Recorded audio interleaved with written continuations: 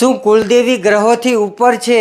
આધ્યાત્મિક દ્રષ્ટિકોણથી ગ્રહો ભગવાન દ્વારા બનાવેલું કર્મફળ છે.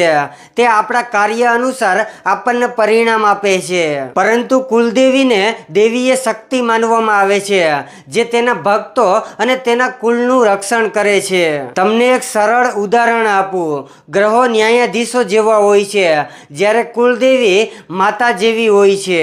ન્યાયાધીશો નિયમો અનુસાર નિર્ણય આપે છે, પરંતુ માતા તેના બાળકોના રક્ષણ માટે તમામ પ્રયાસો કરે છે.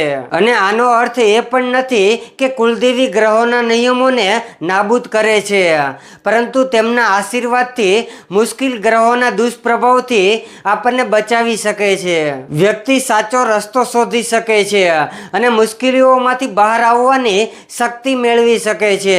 અને તમે પણ કમેન્ટમાં તમારા કુલદેવી કયા છે એ લખી દેજો. જય કુલદેવી માં.